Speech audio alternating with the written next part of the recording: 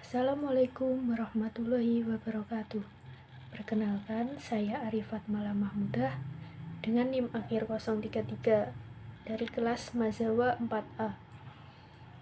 Kali ini saya akan belajar menerangkan sedikit materi tentang mata kuliah statistik inferensial, yaitu standar deviasi populasi dan populasi yang berdistribusi normal dan tidak normal. Bismillahirrahmanirrahim. Langsung saja teman-teman kita mulai pembahasannya. Di sini saya mendapatkan asumsi, yaitu standar deviasi populasi sigma diketahui.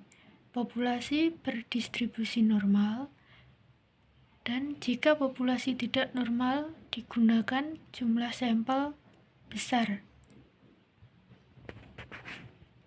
Contohnya sebagai berikut, yaitu estimasi interval kepercayaan seperti X bar kurang lebih Z sigma per akar N, di mana X bar yaitu adalah titik estimasi, Z merupakan nilai kritis distribusi normal untuk untuk probabilitas A per Z pada masing-masing ekor, atau dalam bahasa Inggrisnya disebut tail ya. Selanjutnya sigma akar N yaitu merupakan standar error. Selanjutnya kita ke tabelnya teman-teman.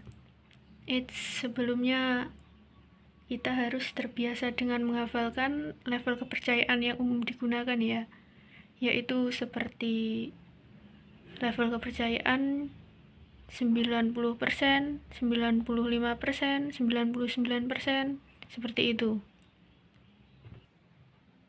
Kemudian kita langsung saja ke contoh soal, yaitu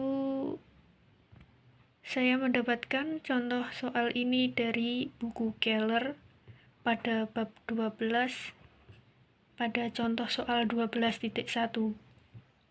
Dalam buku tersebut bahasanya masih bahasa Inggris ya, jadi kalau kita mau mengerjakannya bisa ditranslate ke bahasa Indonesia dulu. Ya, yang pertama, seorang praktisi statistik mengambil sampel acak ukuran 56.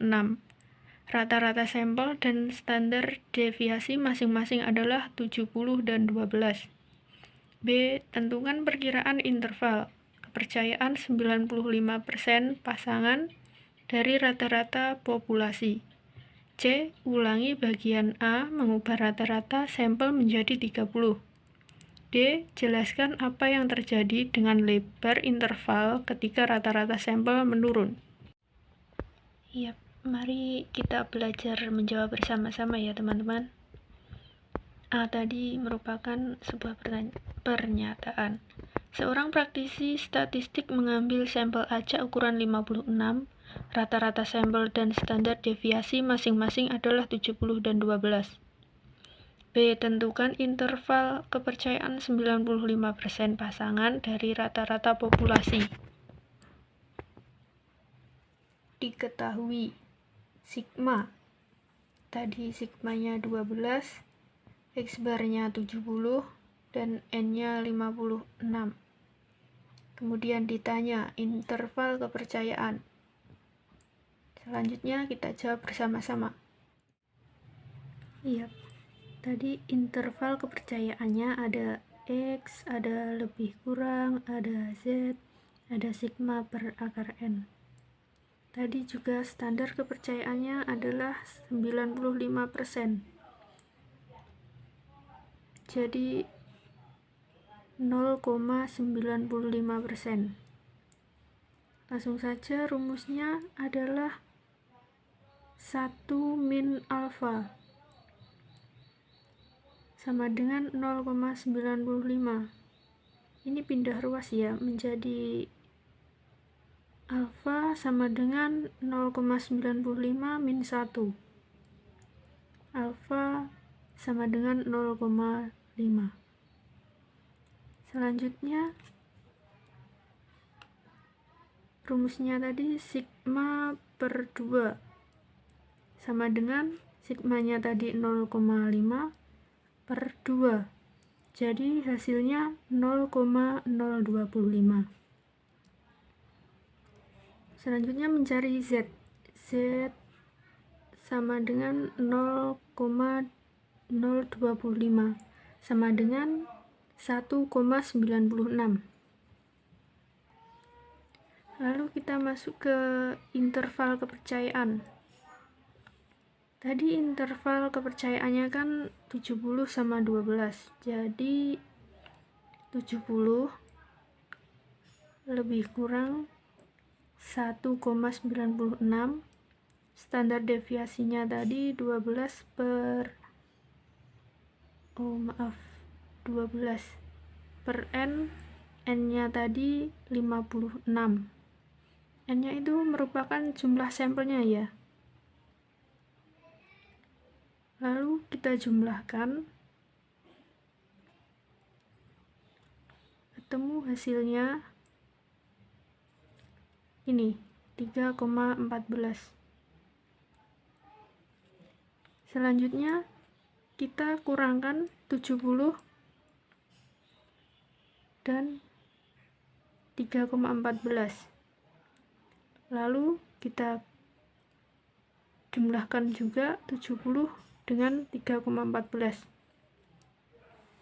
Jadi maka interval kepercayaannya adalah ini, ketemunya 66,86 dan 73,14.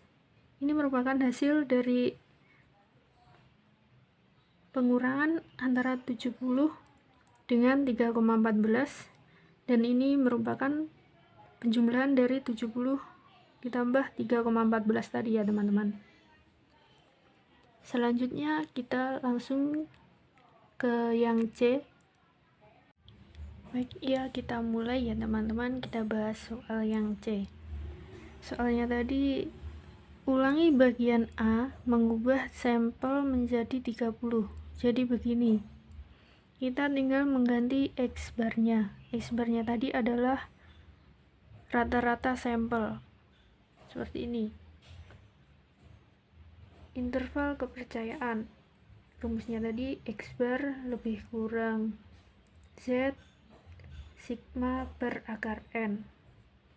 Kita masukkan X barnya 30, ini lebih kurang Z. Z-nya tadi didapat 1,96.